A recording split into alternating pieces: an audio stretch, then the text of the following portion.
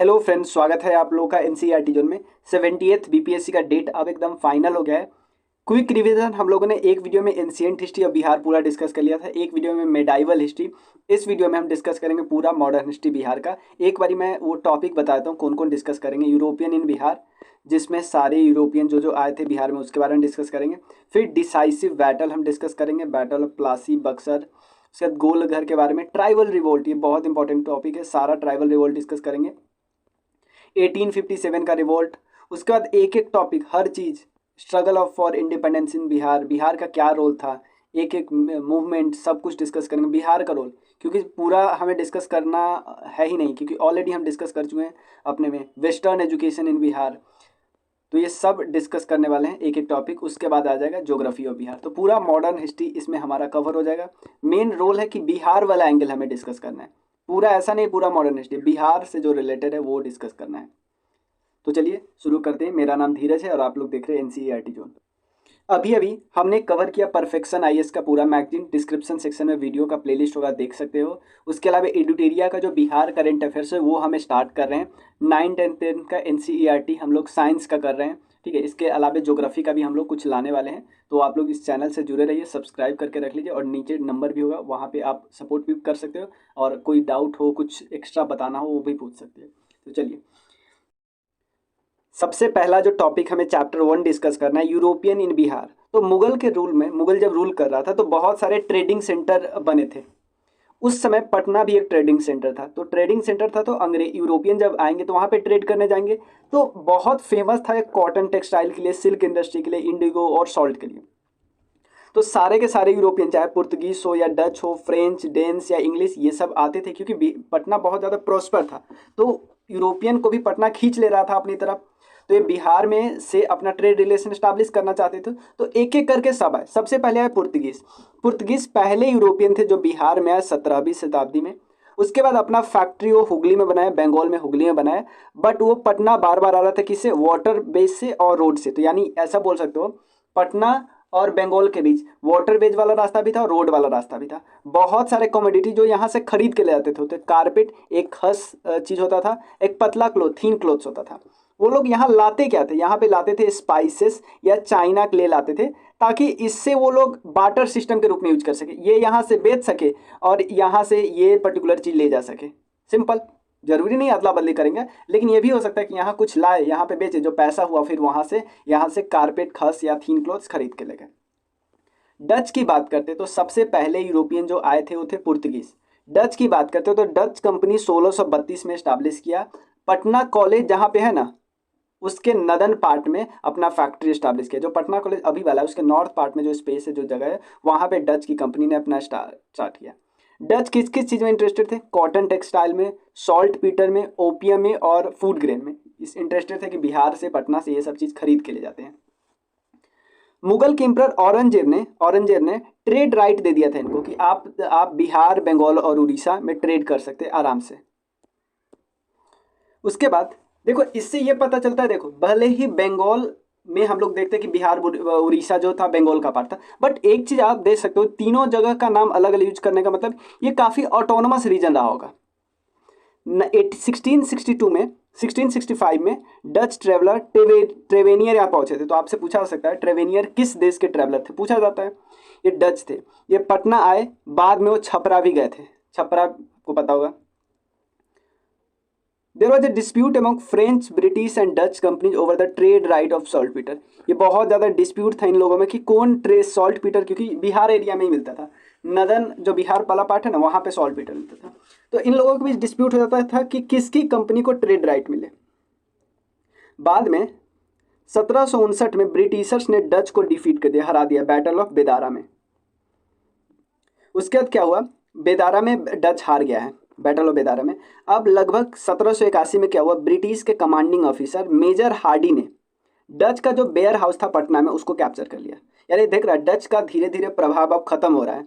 बाद में British India company ने डच का जो फैक्ट्री इवन छपरा में था और सिंघिया में था, इन लोगों को भी, इस सब को भी कैप्चर कर लिया। तो डच का प्रभाव खत्म किया जा रहा है। बट 1784 में क्या होता है, जो पटना वाला वेयर हाउस था वो डच को दोबारा रिटर्न कर दिया जाता है कि ले लो, काम करो अपना। तो डच से रिलेटेड क्या क्या याद रखना है, 1632 में डच की कंपनी पटना में बनी थी, उसको salt Peter, opium, food grain और कॉटन टेक्सटाइल चाहिए था। औरंगजेब ने 1662 में उसको ग्रांट दे दिया था कि ट्रेड कर सकते हो बंगाल, बिहार, उड़ीसा में। बाद में 1665 में डच के ट्रैवलर ट्रैवेनियर पटना पहुंचे थे, बाद में छपरा भी गए थे। फ्रेंच, ब्रिटिश और डच के बीच डिस्प्यूट था कि ट्रेड राइट सॉल्ट पीटर का किसको मिले। फिर 1759 में ब्रिटिशर्स ने डच को हरा दिया था बेदारा में। उसके बाद ब्रिटिश के कमांडिंग ऑफिसर मेजर हार्डी ने डच का जो वेयर हाउस था पटना में उसको कैप्चर कर लिया। बाद में छपरा और सिंधिया वाला भी कैप्चर कर लिया, लेकिन लौटा दिया गया 1784 में। फ्रेंच की बात कर लेते हैं। फ्रेंच ईस्ट इंडिया कंपनी जो स्टैब्लिश किया था 1664 में बाय फ्रैंकोइस मार्टिन के द्वारा, ठीक है ना। शुरू में उसने स्ट्रगल किया डच के साथ, क्योंकि दोनों को क्या चाहिए था, सॉल्ट पीटर। यहाँ भी हमने वही दिया, फ्रेंच, ब्रिटिश और डच के बीच इसी बात को के लिए हमेशा तू मैं में होती थी कि सॉल्ट पीटर का ट्रेडिंग राइट किसको मिलेगा।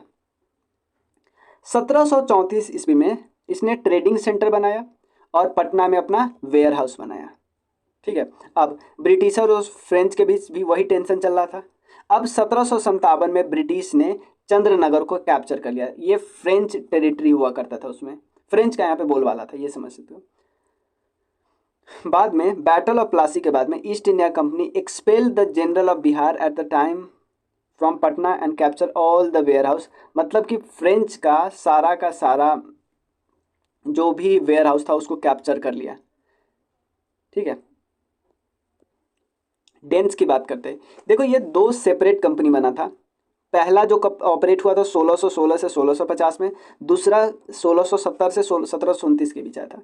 एक डेनिश एशियाटिक कंपनी बना था, 1730 में। ये कंपनी ने डेनिश का ट्रेड रिवाइव किया इंडिया में भी और बिहार में भी। इन्होंने फैक्ट्री बनाया 1774 में, कहाँ पे, नेपाली कोठी पटना में, ताकि सॉल्ट पीटर का प्रोसेस किया जा सके। डेनमार्क ने फाइनली अपना सारा सेटलमेंट इंडिया का बेच लिया 1845 में। अब आते हैं ब्रिटिशर्स, जो सबसे ज़्यादा रहा। तो ईस्ट इंडिया कंपनी ने अपना फैक्ट्री 1620 में कहाँ पे बैठाया, आलमगंज में पटना में, ठीक है ना, वही सॉल्ट पीटर के लिए। बट फैक्ट्री एक साल में ही बंद हो गया, उसके बाद क्या हुआ, इंग्लिश जो ट्रेडर थे जॉन मार्शल और पीटर मुंडी पटना आया 1630 से 34 के बीच, जब शाहजहां रूल कर रहा था 1630 से 34 के बीच।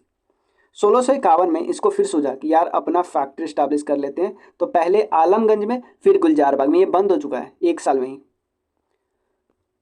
सॉल्ट पीटर बिहार में ज़्यादातर कहाँ प्रोड्यूस होता था, पटना के नेबरहुड में, पटना और आसपास के जो जिला है वहाँ पे।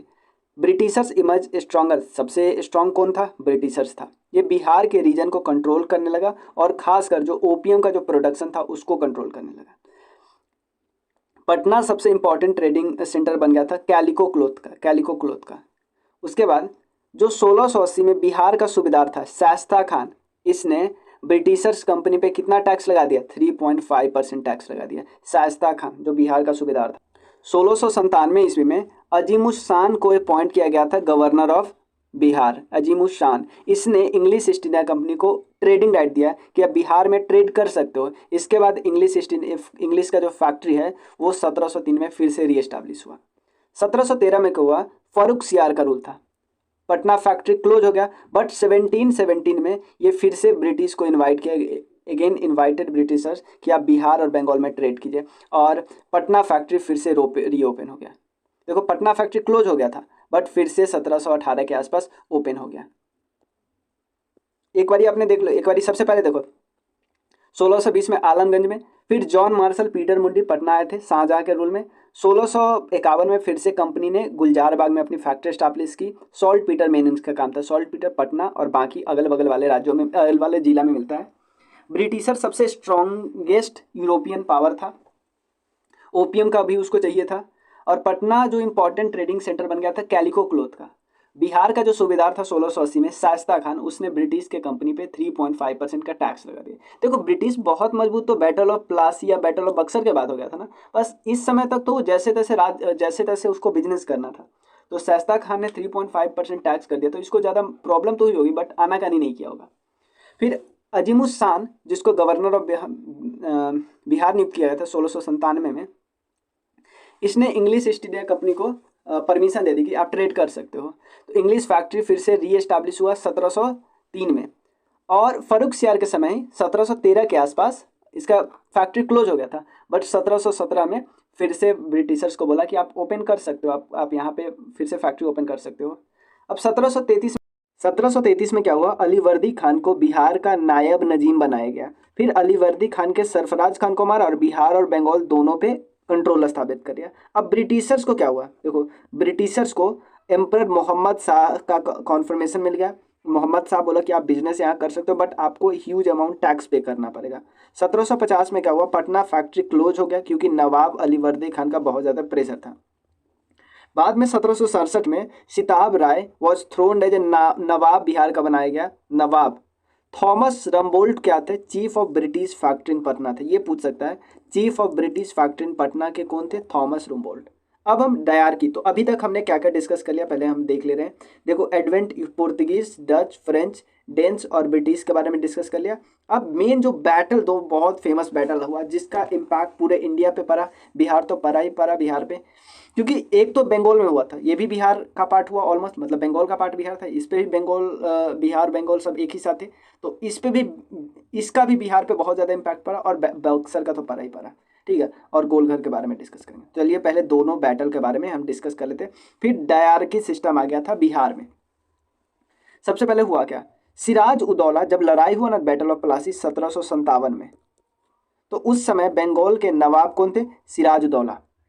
सिराज उदौला कब बने थे, अलीवर्दी खान जब 1756 में डेथ हो गया था, तो अलीवर्दी खान के डेथ के बाद, और इसके सिराज उदौला के आने के बाद ही ईस्ट इंडिया कंपनी से इनका कॉन्फ्लिक्ट शुरू हो गया। ठीक है, अब क्योंकि और भी बहुत सारे इशू इस बीच में हुआ, ये सब हमें डिस्कस नहीं करना है। ठीक है, क्योंकि हम ये सिर्फ ऑलरेडी डिस्कस कर चुके हैं, ये सब हम बिहार से रिलेटेड बात डिस्कस करते हैं। रॉबर्ट क्लाइव ने एक कॉन्स्पिरेसी साइन कर ली मीर जाफर के साथ, कि मीर जाफर को बोला, Mir Jafar actually commander in chief था, मीर जाफर को बोला कि आप मेरी मदद करो सिराजुद्दौला को हराने में, हम आपको राजा बना देंगे, नवाब बना देंगे। और इससे क्या हुआ, नवाब हार गया बैटल ऑफ प्लासी 1757 में। बैटल ऑफ प्लासी के बाद जैसे जो पहले डिसाइड था कि मीर जाफर को बंगाल का गवर्नर बनाया जाएगा लॉर्ड क्लाइव के द्वारा।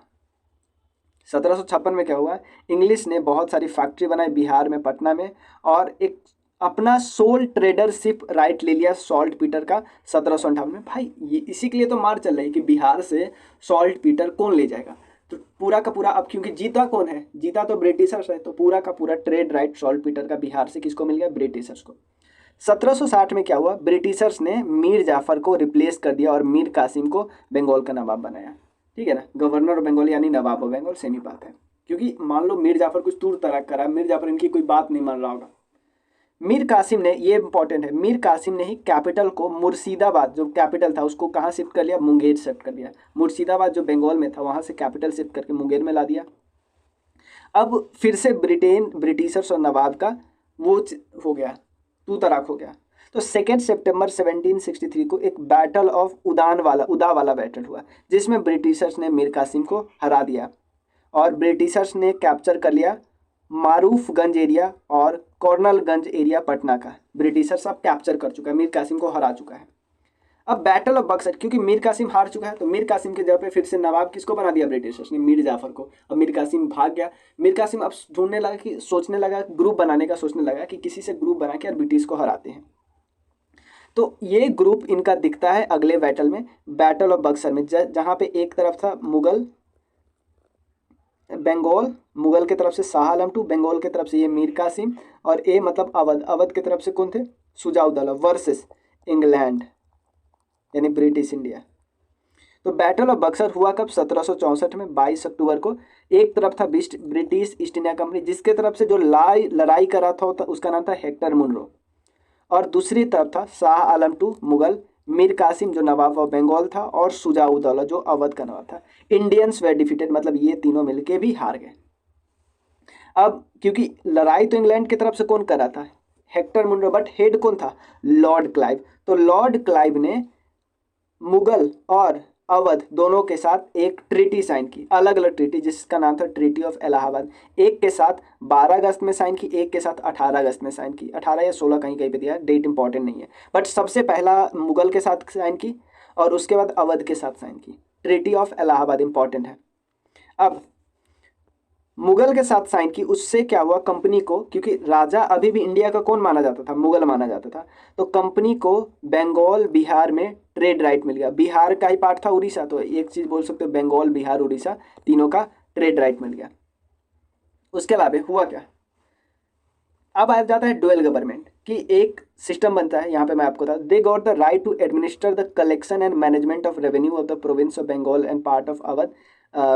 अवध जो अवध हम उस समय बोलते थे ना, करेंटली जो यूपी पार्ट है ना, उसका बहुत बड़ा पार्ट अवध का पार्ट हुआ करता था। ईस्ट इंडिया कंपनी अपना एक पोस्ट बना लेता है जिसको बोलते हैं डिप्टी गवर्नर। डिप्टी गवर्नर देखो, एक गवर्नर यानी नवाब तो पहले से था, एक और सिस्टम डिप्टी नवाब या डिप्टी गवर्नर बना लेता है, डिप्टी नवाब। ये ब्रिटिश अपने हिसाब से इस्टेब्लिश करते। इनका पावर था रेवेन्यू कलेक्ट करना। क्या था, रेवेन्यू। इनका काम क्या था, बट एडमिनिस्टर, खाली एडमिनिस्ट्रेशन चलाना। तो पावर इनका तो घट गया ना। तो रॉबर्ट क्लाइव ने बिहार के लिए जिनको बनाया था नायब या डिप्टी दीवान या डिप्टी गवर्नर, कुछ भी बोलते, उनका नाम था सिताब राय। अब general administration of Bihar is left in charge of council के अंदर आ गया। 1770 में क्या हुआ, एक रेवेन्यू काउंसिल ऑफ पटना को कॉन्स्टिट्यूट किया गया, और बाद में इसी का नाम क्या बना, रेवेन्यू चीफ ऑफ बिहार इन 1781। ठीक है ना, इस पोजीशन का नाम क्या बन गया, रेवेन्यू चीफ ऑफ बिहार इन 1781। पहले था रेवेन्यू काउंसिल ऑफ पटना। अब हुआ क्या, 1773 की बात है, बिहार में बहुत ज़्यादा भूखमरी आ गया। तो वॉरेन हेस्टिंग ने, जो उस समय के गवर्नर जनरल थे बंगाल के, उन्होंने ये सोचा कि एक डोम शेप का मैसिव ग्रेनरी बनाते हैं, यहाँ पे अनाज रखा जाएगा, जिसका नाम रखा गया गोलघर इन पटना में बना। इसको डिजाइन किया गया था जॉन गैस्टिन के द्वारा, और कंस्ट्रक्शन 1786 में कंप्लीट हो गया फेमाइन से बचने के लिए। ठीक है, तो अभी तक हमने क्या क्या डिस्कस किया, गोलघर, दोनों वैटल।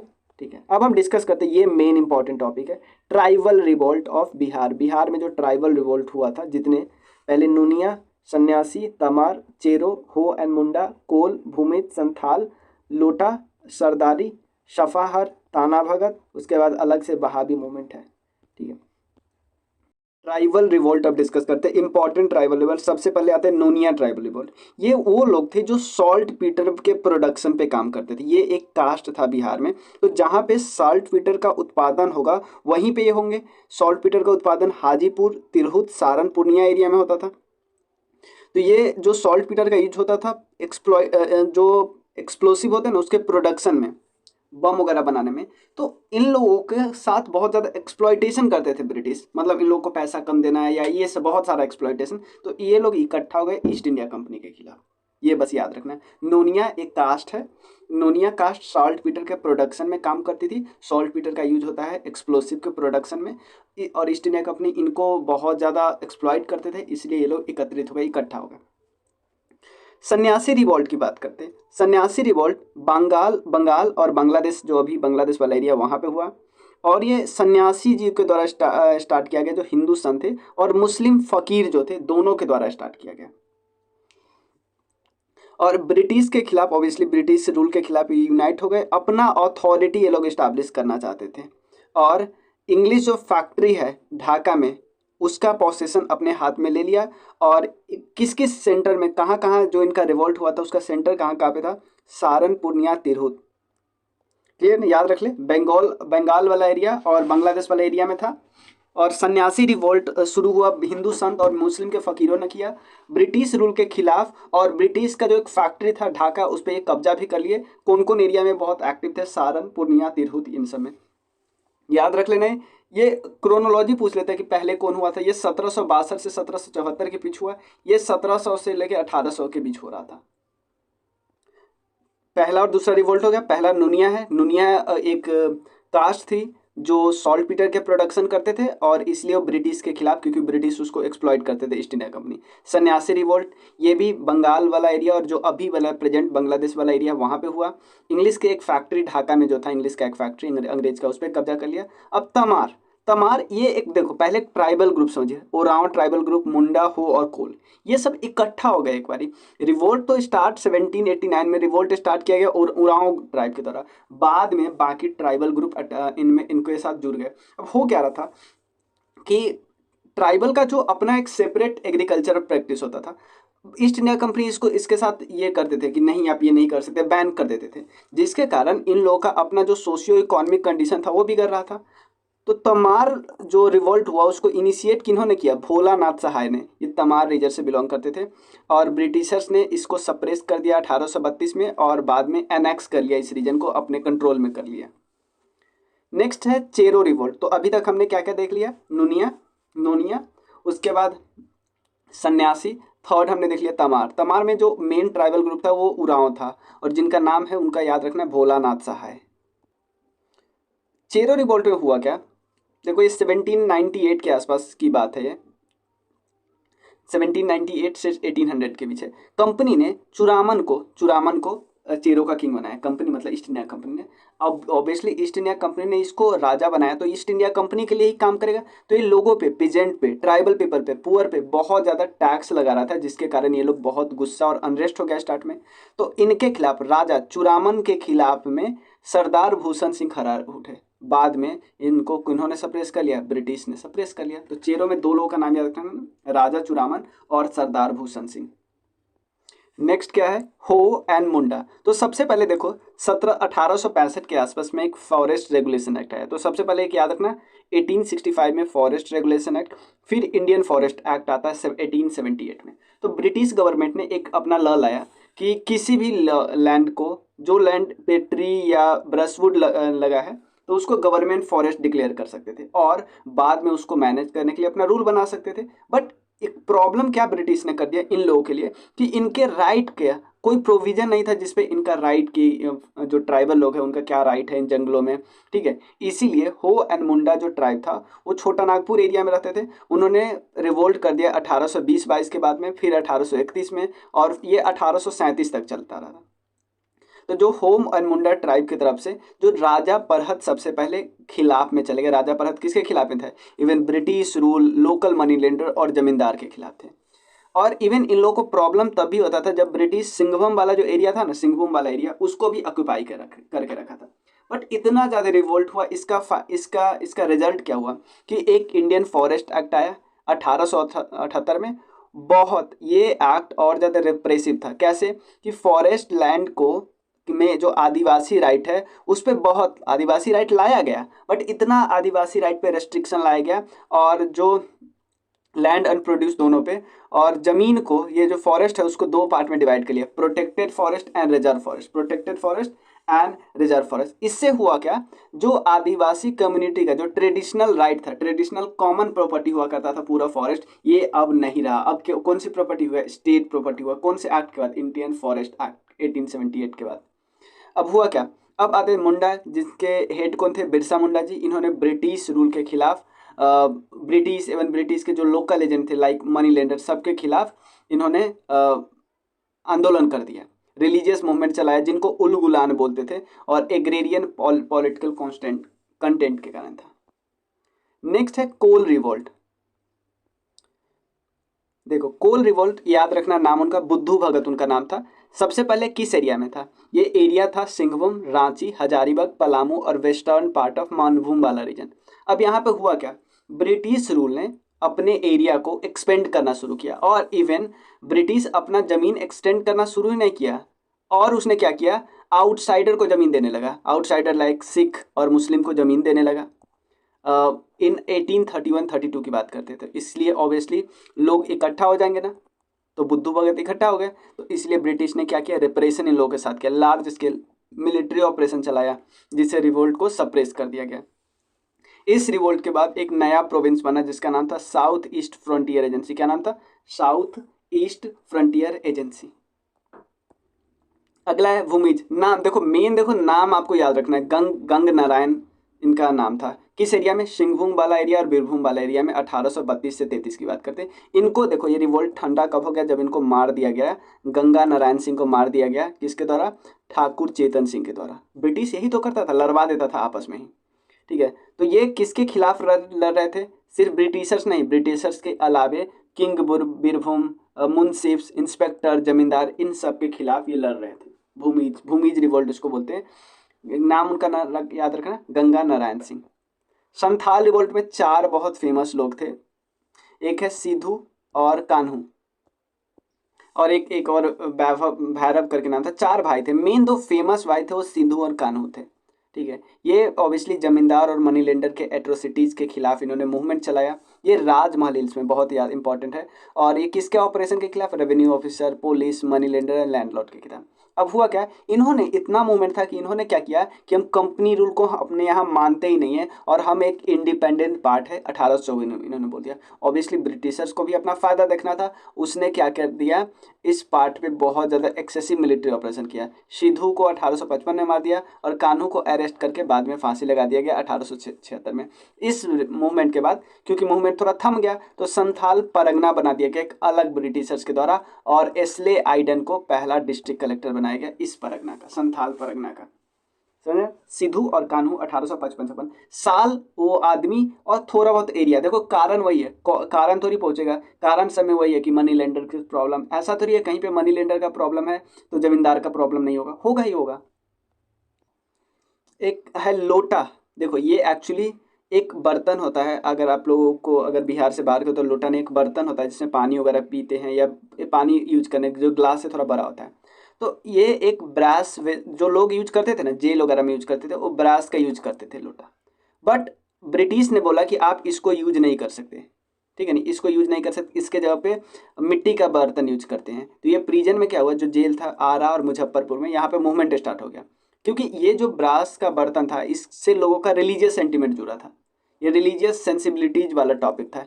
तो बहुत सारे क्राउड आ गए, प्रिजन पे अटैक कर दिया। उसके बाद ब्रिटिश सरकार को मानना पड़ा है बात और ब्रास वेसल्स को फिर से अलाउ करना पड़ा। सरदारी रिवोल्ट क्या है? ये एक एग्रेरियन मूवमेंट है 1858 में। तो क्रिश्चियन ट्राइबल पीजेंट ये मूवमेंट स्टार्ट किया लैंडलॉर्ड के खिलाफ, और टू एंड द बेगारी जो सिस्टम था ना उसको एंड करने की बात की। और द मूवमेंट का जो एम था लैंड रिफॉर्म था। नेक्स्ट क्या है? सफाहर। ये इसको हम खेरवार मूवमेंट भी बोलते हैं। भागीरथ मांझी ने स्टार्ट किया था 1868 में, और इसको स्टार्ट किया, लीड किन कर रहे थे? संथाल। और इसको ये पॉपुलराइज कर रहे थे कि भाई एक गॉड है। अपने आप को जो भागीरथ है ना, अपने आप को बोल रहे थे किंग ऑफ संथाल, और सेपरेट संथाल स्टेट का डिमांड कर रहे थे।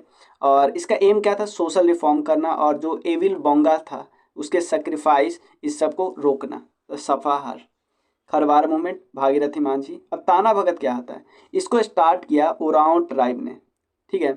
और इसमें मेन जो पर्सन थे उनका नाम था जात्रा भगत, इतना ही याद रख सकते हो। ताना भगत मूवमेंट ये रिलीजियस मूवमेंट था जिसको बिरसा मूवमेंट का एक्सटेंशन बोला जाता है। बहुत सारे और लीडर जो थे, शिभू भगत, भिखू भगत, बलराम भगत, ये नाम याद नहीं रखना, मेन जात्रा भगत, ठीक है। ताना भगत movement is characterized by a large scale incorporation of Hindu practice into its ideology, obviously religious था। Tribal leader of this movement fought against foreign exploit landlord and contractor के खिलाफ ही लड़ते थे। ये ब्रिटिश जो टैक्स इम्पोज करता था उसके भी अपोजिशन थे। नॉन वायलेंस को एक्सेप्ट किया था इन्होंने, नॉन वायलेंस को। देखो बहावी मूवमेंट था एक इस्लामिक, देखो इनको लग रहा था कि इस्लाम में बहुत ज़्यादा अन इस्लामिक प्रैक्टिस आ गया है, तो ऐसे अन इस्लामिक प्रैक्टिस को हटाते, एलिमिनेट करते, जिससे इस्लाम हमारे प्यूरीफाई होगा। तो इसको हम बोल सकते हैं इस्लामिक रिवाइवलिस्ट मूवमेंट। इसको फाउंड किन्होंने किया? सैयद अहमद खान, जो रायबरेली के थे, सैयद अहमद, 1829 में।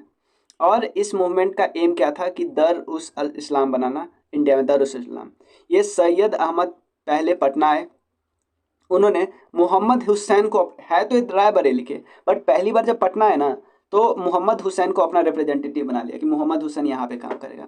1821 में क्या हुआ? मोहम्मद हुसैन, विलायत अली और फरहत हुसैन और इनायत अली को उन्होंने क्या नियुक्त कर दिया? खलीफा, ठीक है। अब जो ये मूवमेंट है, ये मूवमेंट इंस्पायर कहाँ से हुआ है? ऐसा नहीं कि सैयद अहमद अपना बात बता रहा है, नहीं, ये movement actually Abdul बहाब of Saudi Arabia और शाह वलीउल्लाह जो दिल्ली के थे उनके मूवमेंट से इंस्पायर था, उनकी टीचिंग यहाँ पे बताया जाता था। इसको सप्रेस कर लिया 1870 में ब्रिटिशर्स के द्वारा, क्योंकि बहुत सारा, बट देखो धीरे धीरे थोड़ा बहुत मूवमेंट 1890 तक चलता रहा। हाजी शरीफुल्लाह ये मेन लीडर थे बहाबी मूवमेंट के, और पटना मेन सेंटर रहा था 1828 से लेकर 1869 तक। बट 1863 में पटना में एंड हो गया। ब्रिटिशर्स ने बहुत सारे लीडर को अरेस्ट कर लिया, इसकी फंडिंग बंद कर दी, ये ही सब था, ठीक है। तो बहाबी मूवमेंट हमने तो मूवमेंट में आपको ज़्यादा कुछ नहीं याद रखना, मैं एक बार और रिवाइज करा तो क्या याद रख लेना। नोनिया रिवोल्ट, नोनिया का सॉल्ट पीटर, नदन विहार। सन्यासी रिवोल्ट, सन्यासी और मुस्लिम फ़कीर दोनों करते थे। ढाका का इंग्लिश फैक्ट्री इन्होंने बंद करवा दिया, मतलब कब्जा कर लिया। तमार रिवॉर्ड, भोलानाथ सहाय, उरांव ट्राइब, बाकी ट्राइब ही। चेरो, चेरो में चूरामन, और चूरामन को हराया किसने? सरदार भूषण सिंह ने। हो और मुंडा में एक तो बिरसा मुंडा आ गए, उसके बाद नाम आपको याद नहीं रखना है। दो फॉरेस्ट एक्ट है, एक 1865 में फॉरेस्ट रेगुलेशन एक्ट, फिर एक इंडियन फॉरेस्ट एक्ट आया था जिसमें फॉरेस्ट को दो पार्ट में डिवाइड किया था, प्रोटेक्टेड एंड रिजर्व, और फॉरेस्ट को स्टेट प्रॉपर्टी डिक्लेयर किया था। उलगुलान बिरसा मुंडा को के मूवमेंट को बोलते हैं। कोल याद रख लेना है, बुद्धू भगत, ठीक है। भूमिज गंगा नारायण, और यहाँ पे ठाकुर चेतन सिंह का नाम याद रख लेना, गंगा नारायण को हराया था। संथाल सिद्धू कान्हू, और फिर एक संथाल परगना बना था, एसले आइडन को बनाया गया था पहला डिस्ट्रिक्ट कलेक्टर। लोटा कहाँ पे हुआ था? आर मुजफ्फरपुर के जेल में हुआ था। सरदारी 1858 में हुआ था। क्रिश्चियन ट्राइबल मूवमेंट था। सफाहार कहाँ पे? खरवार मूवमेंट भी बोलते थे, भागीरथ मांझी ने स्टार्ट किया था। ताना भक्त हमने देख लिया, उसके बाद बहावी हमने मूवमेंट देख लिया। इसमें आगे हम डिस्कस करते हैं 1857 का रिवोल्ट, बिहार से रिलेटेड बात यहाँ पे डिस्कस करेंगे। 1857 वाला जो रिवोल्ट है इंडिया से रिलेटेड तो हम डिस्कस कर चुके थे, बट ये फर्स्ट वॉर ऑफ इंडिपेंडेंस है, इसमें बिहार का अहम रोल था। मेन आप रोहिणी समझिए, रोहिणी जो देवघर है वहाँ पे, दानापुर, उसके अलावे वीर कुंवर सिंह जी के बारे में हम डिस्कस करेंगे। वीर कुंवर सिंह जी और अमर सिंह जी के बारे में डिस्कस करेंगे, बहुत अच्छा रोल प्ले किया गया था इनके द्वारा। उसके अलावा और कौन कौन है? एक है Waris Ali, the 1857 war hero from Tirhut, ये इनको अभी कुछ समय पहले शहीद डिक्लेयर किया गया है, ठीक है ना, गवर्नमेंट की तरफ से अभी शहीद डिक्लेयर किया गया है। तो ये कहाँ से? वारिस, तो इनसे क्वेश्चन पूछ सकता है अभी। वारिस अली 1857 के। अब चलिए एक एक डिस्कस करते हैं। स्टार्ट कैसे हुआ? देखो 1857 का रिवोल्ट वैसे इंडिया में तो 10 मई को स्टार्ट हुआ था मेरठ में, बट बिहार में स्टार्ट हुआ 12 जून 1857 को रोहिणी विलेज में। रोहिणी विलेज जो कि देवघर में है, झारखंड करेंटली बात किया जाए तो यहाँ पे जो रिवेल सोल्जर्स थे ना, उन्होंने मेजर नॉर्मन लेस्ली, इसके अलावे 3 और ब्रिटिशर्स को मार दिया, मतलब कई और ब्रिटिशर्स को मार दिया। तो इसके खिलाफ में जो 3 सोल्जर थे ना, उनको एग्जीक्यूट कर दिया गया, जिसके कारण जो ये रिवेलियन था ना वो फेल हो गया शुरुआती स्टेज में। अब हुआ क्या? पटना सिटी, ये तो हुआ रोहिणी। अब बात करते हैं पटना सिटी में। पटना सिटी में बहुत सारे जो रेवेलियन थे ना उनको अरेस्ट कर लिया गया, इवन वारिस अली जिनके बारे में हमने अभी शुरुआत में डिस्कस किया था, वारिस अली के बारे में। तो ब्रिटिशर्स को लगा कि यार मेन लोगों को हम अरेस्ट कर लेंगे तो ये रिवेलियन या रिवोल्ट थम जाएगा, बट ऐसा नहीं हुआ।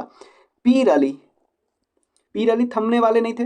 पीर अली लगभग 200 लोगों के साथ मिलके बहुत सारे पटना के एरिया को कंट्रोल कर लिया, जो अभी तक इसके अंदर हुआ करता था, ब्रिटिश के अंदर, बट इस एरिया को कंट्रोल कर लिया। और इनिशियली तो इनको फ़ायदा भी मिला, इन्होंने मेजर लॉयल को मार दिया, बट जो कमिश्नर टेलर थे ना, कमिश्नर टेलर इस रिवोल्ट को पूरी तरह बहुत हार्शली इसको ख़त्म कर दिया। तो अभी तक क्या क्या हमने डिस्कस किया कि पटना सिटी में वारिस अली के अलावे और सारे इंपॉर्टेंट लीडर को अंग्रेज़ों ने या तो ख़त्म कर दिया, अरेस्ट कर लिया, बट जो पीर अली था उन्होंने अपने अध्यक्षता में बहुत लोगों के साथ मिलकर रिवोल्ट को बनाए रखा, बट और इवन मेजर लॉयल को मार भी दिया, बट जो कमिश्नर टेलर था उसने इस रिवोल्ट को ख़त्म कर दिया बिल्कुल। कमिश्नर टेलर के बारे में बोला जाता है कि उसने कई के साथ कोलैबोरेट किया, कई को प्रिजन में रखा, उसके अलावा पीर अली को मार दिया, बहुत लोगों को मार भी दिया। ये कुछ इंपॉर्टेंट पार्ट है। अब हुआ क्या? जैसे ही पीर अली की मौत की खबर मिली, जैसे ही मिली तो दानापुर रेजिमेंट में बिल्कुल हड़कंप मच गया। अब उनको बदला लेना था, ठीक है, उनको बदला लेना था, लेकिन बदला ले कैसे? बदला लेना है, लेकिन जो यहाँ पे लोग थे, जो रिवोल्ट करने वाले लोग थे, उनको पता था उनका लिमिट, इसलिए उन्होंने अपना लीडर किनको चुना? कुंवर सिंह जी को, जो जमींदार थे जगदीशपुर के, ठीक है। उन्होंने बोला इन लोगों ने बोला कि सर आप हमारा लीडर बनिए, ठीक है। और ये रिवेलियन नॉर्थ बिहार में भी स्टार्ट हो गया, सेंट्रल बिहार में इनिशिएट हुआ था, नॉर्थ बिहार में चला गया। सेम दिन में क्या हुआ? मेजर होलमोस और कई सारे और ऑफिसर को मार गिराया गया मुजफ्फरपुर में, ठीक है, क्लियर ना? अब हुआ क्या? देखो स्प्रेड कैसे, नॉर्थ और सेंट्रल बिहार में कैसे मूवमेंट स्प्रेड किया। तो मैंने आप लोग को बताया था कि दानापुर जो कैंट के रेजिमेंट के जो म्यूटनीज थे, उन्होंने अपना लीडर किनको मार लिया? जगदीशपुर के जमींदार कुंवर सिंह जी को मार लिया। अब हुआ क्या? कुछ ही दिन में, आने वाले मतलब 5 दिन में ही, 30 जुलाई को ही पटना डिवीजन में military law, martial law declare कर दिया अंग्रेज ने। अब रिबेल कहाँ पहुंच गए हैं? गया पहुंच गए हैं, और गया में पहुंच के लगभग 400 लोगों जिनको अरेस्ट किया गया था उनको छुड़वा लिया। और इस साथ ही साथ जो प्रो इंग्लिश मतलब अंग्रेज के चहेते कुछ राजा होते थे, टिकारी राज, उस पर क्या कर दिया, अटैक कर दिया। उसके बाद रिवेलियन अगस्त महीने में कहाँ पे पहुंच गया, भागलपुर में भी पहुंच गया। उसके अलावा कुछ रिवेलियन पलामू जो अभी झारखंड में है वहां से स्टार्ट हुआ, किन के लीडरशिप में, बिप्लब शाही और पीताम्बर शाही। ध्यान देना, पलामू से जो लीडरशिप थे उनका नाम था बिप्लब शाही और पीताम्बर शाही। अब इन्होंने क्या किया, ये और भी लोगों से के साथ मिलकर कोलैबोरेट कर लिया रिवेल जमींदार के साथ। जो कुछ जमींदार, देखो सारे के सारे जमींदार अंग्रेज के साथ नहीं थे, कुछ जमींदार अंग्रेज के खिलाफ भी थे, जैसे रोहतास सासाराम वाले रीजन में। बट ये मूवमेंट तो स्टार्ट होता था, बट ब्रिटिश इसको सप्रेस कर देता था। ब्रिटिश एक ही के मूवमेंट को सप्रेस नहीं कर पाया बहुत हद तक, वो थे कुंवर सिंह जी के मूवमेंट को। सेंट्रल बिहार की बात करें तो कुंवर सिंह जी ने लीडरशिप प्रोवाइड की। साउथ बिहार में कौन थे, ठाकुर विश्वनाथ सहदेव और पांडे गणपत राय। रिवोल्ट जो कि छोटा नागपुर से स्टार्ट हुआ, हजारीबाग और रामगढ़ के सोल्जर ने स्टार्ट किया, वो it took place on the 30 जुलाई को। और उनके लीडर कौन थे, साधो सिंह लीडर थे, और रांची मेन सेंटर हो गया। ये पूछा जा सकता है आपकी छोटा नागपुर रीजन में, क्योंकि देखो जो झारखंड वाला रीजन है ना, उससे अभी भी क्वेश्चन बहुत ज़्यादा आता है, चाहे ट्राइबल मूवमेंट हो, जो भी रिवोल्ट हो। तो साधो सिंह ने स्टार्ट किया और रांची मेन सेंटर पर लिया। देखो रिवेल को उतना ज़्यादा पब्लिक सपोर्ट नहीं मिला, क्योंकि बहुत ज़्यादा लैंडलॉर्ड अभी भी क्या थे, बहुत ज़्यादा जो जमींदार थे वो अभी भी, उनका एटीट्यूड था प्रो ब्रिटिश वाला एटीट्यूड था। और बट इस सारे मूवमेंट को सप्रेस किसके द्वारा किया गया, कैप्टन मिंडलेटन के द्वारा सप्रेस किया गया। अब सिंघवम एरिया में तो देखो, छोटा नागपुर एरिया में देखिए कौन है, साधो सिंह है, रांची मेन सेंटर है, बट कैप्टन मिंडलेटन के द्वारा इसको कमजोर कर दिया गया। पलामू में कौन थे, बिप्लब साहू और पीताम्बर साहू। ठीक है, उसके बाद सिंघवम में हमने क्या देखा, सिंघवम में कोल रिवोल्ट स्टार्ट हुआ। इनके राजा कौन थे, लीडर कौन थे, राजा अर्जुन सिंह। ठीक है, इन्होंने शुरुआत में तो ब्रिटिश आर्मी को भी हरा दिया, बाद में कैप्टन डाल्टन आए और उसके साथ लेफ्टिनेंट ग्राहम आए और उसने रिवेलियन को खत्म कर दिया सिंघवम वाले एरिया में। देखो यहाँ बोला कि मेजॉरिटी सारे पार्ट को इनिशिएट होता था, बट उसको सप्रेस कर लिया जाता था ब्रिटिश को, सिर्फ कुंवर सिंह जी के द्वारा छोड़ के। ठीक है, बट कुछ भी हो इस मोमेंट में ये बता दिया कि हम लोग इकट्ठा हो सकते थे ब्रिटिश के खिलाफ। अब कुंवर सिंह जी के बारे में डिस्कस कर लेते हैं, बहुत बहुत बहुत अहम रोल है इनका।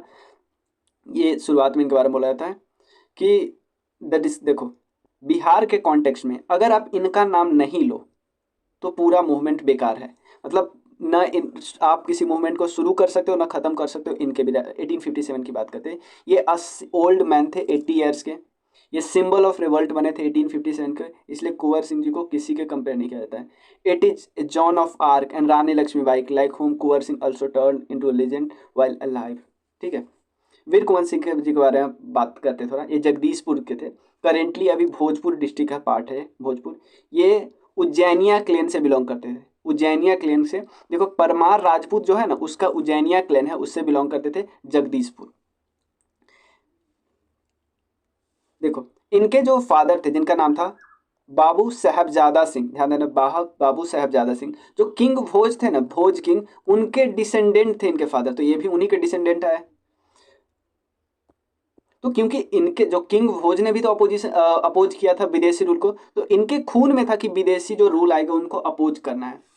ठीक है ना। Kunwar Singh has influence in Bihar and area like Gorakhpur, Azamgarh, जो ईस्टर्न यूपी वाला पार्ट है वहाँ पे भी इनका इन्फ्लुएंस बहुत ज़्यादा था। ही वॉज असिस्टेड, इनको असिस्ट किया गया इनके भाई के द्वारा बाबू अमर सिंह, और इनके कमांडर इन चीफ थे हरे कृष्णा सिंह, तो इन दोनों के द्वारा इनको असिस्ट किया गया था। रोल इन द रिवेलियन, इनका रोल क्या था रिवेलियन में, ये ऑलरेडी मूड में थे क्योंकि ब्रिटिश ने इनके प्रॉपर्टी को छीन लिया था, तो ये ऑलरेडी क्या क्या करने लगे थे, अपने फोर्ट को रिपेयर करने लगे थे कि रिवेलियन का वो ब्रेकिंग आउट होगा तो उसमें हमको वो करना है। उसके अलावा फैक्ट्री एस्टाब्लिश करने लगे थे ताकि आर्म्स एंड एम्यूनिशन को बनाया जा सके। उसके बाद 10,000 लोग का आर्म सोल्जर बनाया था। उसके अलावा और भी कई चीज़ें किया था, जैसे आपको मैंने बताया था कि दानापुर में रिवोल्ट हो गया था, बट इन लोगों को अपना लिमिटेशन पता था, तो ये चले गए सोन रिवर को क्रॉस करके कहाँ गए, शाहाबाद गए।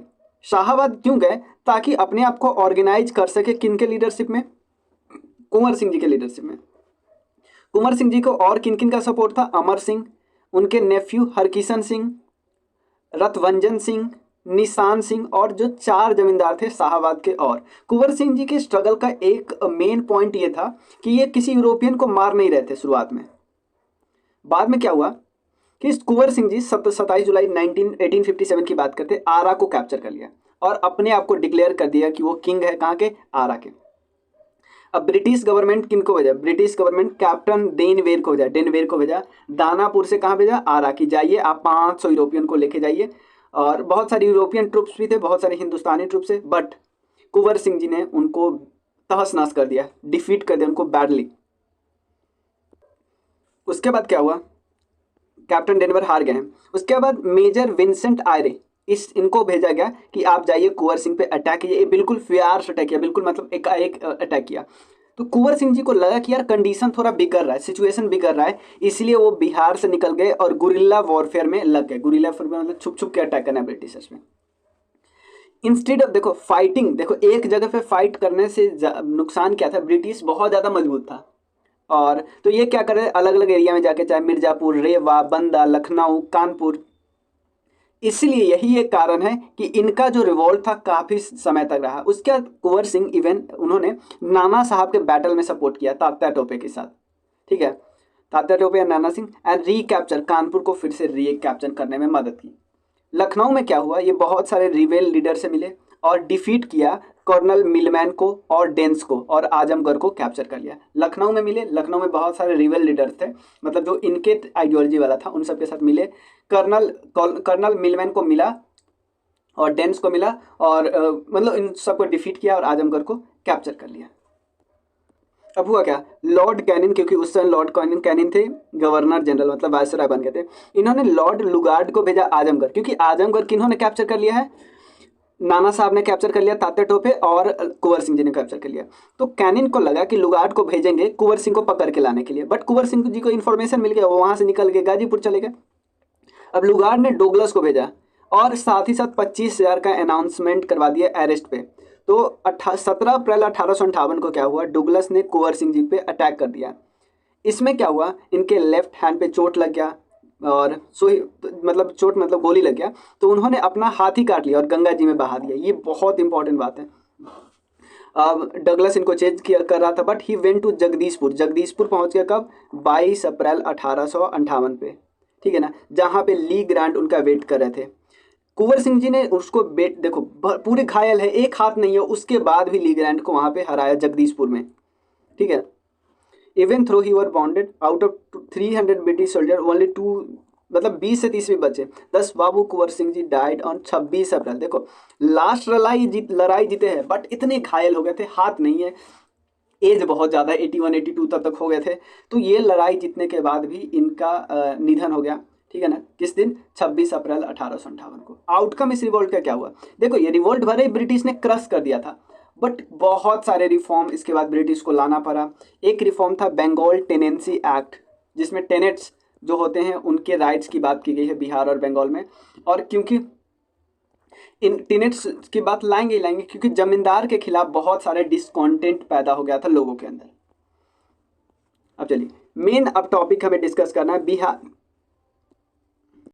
कांग्रेस इन बिहार। तो कांग्रेस सबसे पहला बनाया कब गया था, एओ ह्यूम के द्वारा 1885 में। पहला जो सेशन हुआ था 28 दिसंबर को हुआ था, और 3 सेशन मेन हुआ है बिहार में। एक 27वां सेशन जो कि 1912 में, 1922 में, एक 1940 वाला सेशन भी बिहार में हुआ था, अभी वो जगह झारखंड में है, रामगढ़ जगह है, 1940 में रामगढ़ जगह का नाम है। अबुल कलाम आज़ाद वहाँ पे प्रेसिडेंट थे, याद रखना है। तो सबसे पहले याद रखना है 1912 में जो सेशन हुआ था बांकीपुर में, पटना में हुआ था। चेयरमैन कौन थे, आर.एन. मधोलकर। 1922 में गया में सेशन हुआ था, चित्तरंजन दास चेयरमैन थे। एक्चुअली 1921 वाला सेशन में भी सी.आर. दास चेयरमैन है, बट वो जेल में थे। तो अजमल खान उस समय एक्टिंग प्रेसिडेंट के रूप में काम किए थे, 1921 में।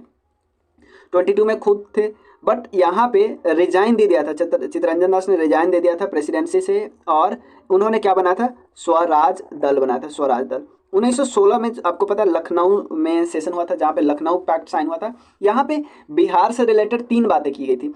एक तो पटना यूनिवर्सिटी बिल यहीं पे आया था, पास हुआ था। इसके अलावा 2 और proposal Indigo planters of Champaran के रूप में फॉरवर्ड किया गया था राजकुमार शुक्ल जी के द्वारा। उसके बाद ही गांधी जी वहाँ पे गए थे। शुरुआती नेशनलिज्म कैसे कैसे बिहार में आया उसकी बात करते हैं। सबसे पहले बिहार में ऐसा बोला जाता है कि एक बॉयज एसोसिएशन बनाया गया था 1899 में, और सरस्वती एकेडमी बनाया गया था दरभंगा में। बॉयज एसोसिएशन और सरस्वती एकेडमी। अफक खान इसके चेयरमैन थे, सूर्यदेव नारायण शर्मा फाउंडर थे, और कमलेश्वरी चरण सिन्हा इसके सेक्रेटरी थे। तो जो ये एसोसिएशन है ना, पूरा पॉलिटिकल एक्टिविटीज का सेंटर था और 1920 तक एक्टिव रहा। 3 डेट इंपॉर्टेंट बहुत है बंगाल के पार्टीशन से। पहले तो 1903 के आसपास ये अनाउंस किया गया था, मतलब प्रपोजल रखा गया था। और फिर एक तो कहीं कहीं पे 19 जुलाई लिखा हुआ है, 19 जुलाई 1905, या कहीं कहीं पे 20 जुलाई लिखा हुआ है, ये ध्यान मत दो। इस दिन क्या किया गया था, अनाउंस किया गया था कि हम बंगाल का पार्टीशन करेंगे, 2 पार्ट में बांटेंगे। तो और 16 अक्टूबर 1905 को ये पार्टीशन कर दिया गया। और इससे पहले याद रखना 7 अगस्त 1905 को, मतलब 19 जुलाई को अगर अनाउंसमेंट हुआ तो 7 अगस्त को क्या किया गया था, स्वदेशी एंड बाइकॉट मूवमेंट स्टार्ट हो गया था। याद रख लेना, स्वदेशी एंड बाइकॉट मूवमेंट, ये भी बंगाल में स्टार्ट हुआ। तो 16 अक्टूबर जब बिल्कुल 16 अक्टूबर को क्या हुआ, 16 अक्टूबर को बिल्कुल अब पार्टीशन कर दिया गया है। तो इस दिन राखी बंधन दिवस, यानी राखी बंधन दिवस सेलिब्रेट हुआ दरभंगा में। इवन कोलकाता में हुआ था, ये तो आपको पता है। Youth were inspired by the idea of Swadeshi movement and boycott movement. ये 7 अगस्त को ही स्टार्ट हो गया था। और इसी दिन आपको पता है ना, हैंडलूम डे भी मनाया जाता है। सुरेंद्र नाथ बनर्जी मुंगेर आए थे। सुरेंद्र नाथ बनर्जी बहुत फेमस पर्सनालिटी थी। सुरेंद्र नाथ बनर्जी, आनंद मोहन बोस, उनके दोनों ग्रुप को भी नाम याद रख लेना आप लोग को। सुरेंद्र नाथ बनर्जी मुंगेर आए 1906 में। उसके बाद बिहार स्टूडेंट का कॉन्फ्रेंस एस्टैब्लिश हुआ, ये भी 1906 में एस्टैब्लिश हुआ। 1908 में क्या हुआ, तो देखो सुरेंद्र नाथ बनर्जी जिस साल आए उसी साल बिहारी स्टूडेंट कॉन्फ्रेंस एस्टैब्लिश किया गया 1906 में। अब हुआ क्या, सोनपुर मेला के पास, जो कि at Sonpur fair was held under the presidentship of Nawab Sarfaraz Hussain Khan, at which Bihar provincial Congress committee form बना। तो आपको ये पता होना चाहिए कि बिहार प्रोविंशियल कांग्रेस कमेटी 1908 में बना था सोनपुर मेला के पास। और इस सेशन का जो पहला मीटिंग बना सोनपुर मेला के पास, और पहला मीटिंग कहाँ पे हुआ, 1908 में हुआ। किनके प्रेसिडेंटशिप में, सैयद हसन इमाम के प्रेसिडेंटशिप में। याद रख लेना, बिहार प्रोविंशियल कांग्रेस कमेटी बना 1908 में, और पहला कमेटी का जो पहला सेशन हुआ पटना में 1908 में, सैयद हसन इमाम प्रेसिडेंटशिप थे। और जो पहला मीटिंग हुआ, in the first meeting of Bihar Provincial Congress Committee, 6 delegates were selected from the annual session of Congress, जो कि मद्रास में।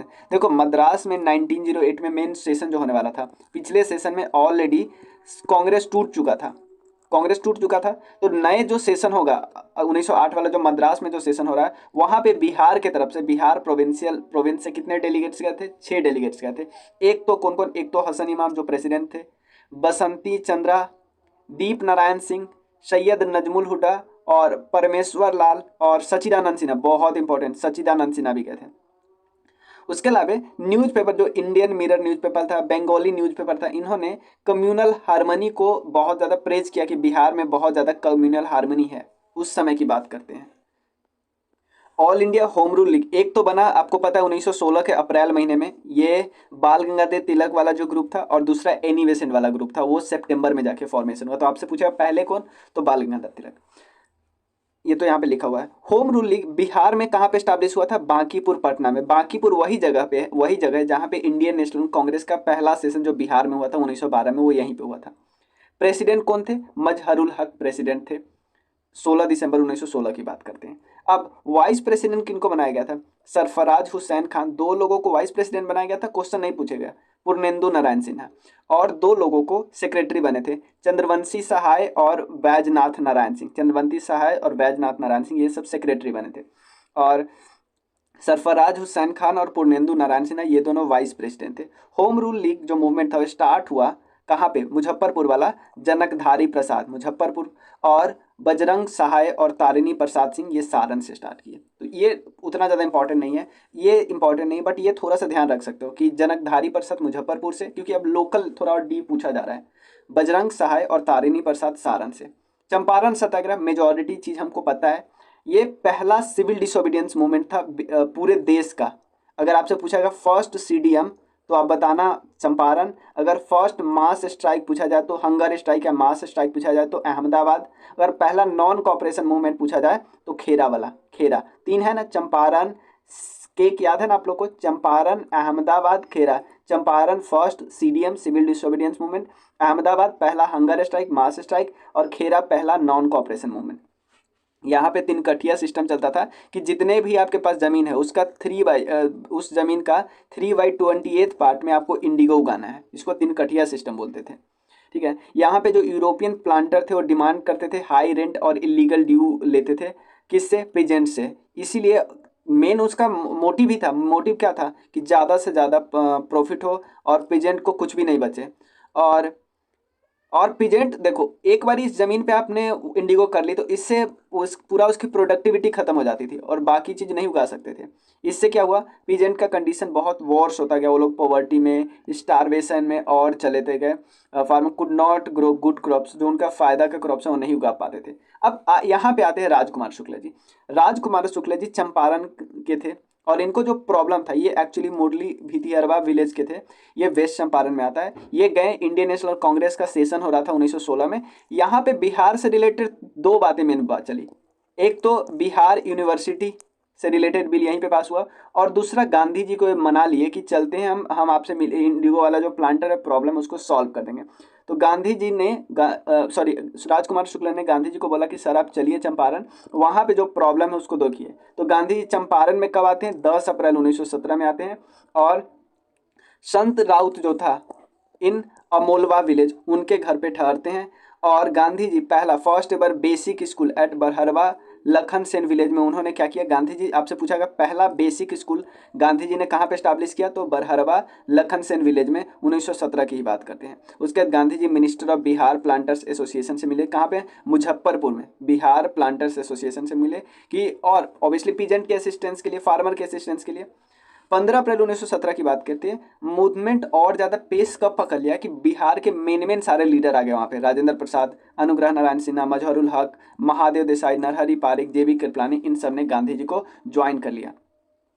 और ये participation of pageantry and non violence ideology, ये से क्या हुआ, मूवमेंट को और ज़्यादा स्ट्रेंथ मिला। उसके बाद अंग्रेजों ने क्या किया, एक कमेटी बनाई और जिसमें मेंबर थे गांधी जी, महात्मा गांधी। और फिर उस कमेटी ने रिपोर्ट दिया, और ये रिपोर्ट सब हम ऑलरेडी, हमें पता है, डिटेल में हमें घुसना नहीं है क्योंकि ये ऑलरेडी इंडियन वाला में हम डिस्कस कर चुके हैं। बतख मियाँ ये टर्म है, ये एक्चुअली ब्रिटिश के यहाँ घर में काम करते थे। तो इनको बोला गया कि हम आपको पैसे देते हैं तो, और आप गांधी जी के दूध में यानी कुछ जहर वहर मिला दीजिए। तो ये देने से मना कर दिया गांधी, इवन गांधी जी के किसी और के हाथे गांधी जी को बतवा दिया कि गांधी जी यहाँ से चले जाइए आप। तो फिर इस पे ऑब्वियसली इसको बहुत ज़्यादा नुकसान झेलना पड़ा होगा अंग्रेज का, मतलब ऐसे ना उसका प्रॉब्लम दिया होगा अंग्रेज बहुत ज़्यादा। मूवमेंट देखो ये 1919 में हुआ सबसे पहले। ये मेन देखो, ये मेन कारण था नॉन कॉपरेशन मूवमेंट स्टार्ट होने का। क्योंकि देखो वर्ल्ड वॉर 1 हुआ, इसमें ऑटोमन एम्पायर हार गई। तो ऑटोमन एम्पायर को कुछ साइन करना होता है ना, टर्म साइन करना होता है। उसमें जो ऑटोमन के राजा था, ऑटोमन के राजा जिसको पूरा मुस्लिम वर्ल्ड खलीफा बोलता था, पूरे मुस्लिम दुनिया का वो किंग था ऐसा बोल सकते हैं, तो उसको हटा दिया गया। तो भारत के भी मुस्लिम दुखी हो गए। तो ये मूवमेंट खलीफा मूवमेंट ये कहता था कि जो खलीफा, अब जो ऑटोमन एम्पायर के जो किंग है, उनको पहले अपने गद्दी पे बैठाओ, और साथ ही साथ कुछ एरिया तो उनको दो ही दो, कुछ एरिया उनका होना ही चाहिए। तो ये मूवमेंट स्टार्ट किया गया था अली ब्रदर्स के द्वारा इंडिया में। गया में मौलाना सज्जाद ने इनाग्रेट किया था खिलाफत कमेटी। उसके बाद 16 फरवरी 1919 को पटना में एक मीटिंग हुआ जिसको प्रेसाइड करे थे हसन इमाम। और ये डिसाइड किया गया, प्रेसाइड कौन कर रहे थे, हसन इमाम। और ये डिसाइड किया कि पब्लिक ओपिनियन बनाते हैं, मतलब ये public opinion in favour of appropriate, मतलब मैंने बोला ना कि एलाइड पावर, मतलब जिसमें अंग्रेज था वो ग्रुप जिन्होंने खलीफा के साथ गलत किया था उनको अप्रोप्रिएट ट्रीटमेंट दे, अच्छा ट्रीटमेंट दे, इन लोगों का मानना था। प्रेसाइड कौन कर रहे थे, हसन इमाम। इसके कुछ समय बाद 19 मार्च 1920 को मुस्लिम जो बिहार के थे उन्होंने स्टेट वाइड हड़ताल कर दिया। अप्रैल 1920 की बात करते हैं। मौलाना शौकत अली, देखो दो अली ब्रदर्स थे, उसमें एक थे शौकत अली, तो वो विजिट किए कहाँ पे, पटना, अप्रैल की बात है। उसके अलावा मूवमेंट का मेजर सेंटर कौन कौन रहा, पटना, दरभंगा, गया, बिहार शरीफ, छपरा, मुंगेर, भागलपुर, ये सब था। उसके बाद 19 अक्टूबर 1919 को 19 अक्टूबर 1919 को खिलाफत दिवस मन सेलिब्रेट किया गया पूरे देश में। उसके बाद एक मास मीटिंग हुआ 23 नवंबर 1919 को अंजुमन इस्लामिया हॉल जो पटना में है, और वहाँ पे प्रेसिडेंट कौन थे? मौलाना शाह रशीदुल हक। ये चाह रहे थे, इनका मानना था ये मूवमेंट होना चाहिए, खिलाफत मूवमेंट होना चाहिए। खिलाफत मूवमेंट और भी बिहार के अलग अलग जिलों में कई जगह पे हुआ था। प्रोमिनेंट सपोर्टर जो खिलाफत मूवमेंट के थे वो थे राजेंद्र प्रसाद, मोहम्मद शफी, मौलाना नरुल हसन। उसके बाद 19 मार्च 1920 को फिक्स किया गया सेकेंड खिलाफत डे, और ये नेशनल मॉर्निंग सेलिब्रेट किया गया, ये याद रखना। रॉलेट एजिटेशन क्या है? देखो रॉलेट एक्ट आ गया है, तो इसके खिलाफ में रॉलेट जो बिल आया है, रॉलेट एक्ट हम सबको डिटेल में पता है, उस बिल के खिलाफ में टाउन हॉल पटना में एक मीटिंग किया गया, बिहार सत्याग्रह सभा ने ऑर्गेनाइज किया गया।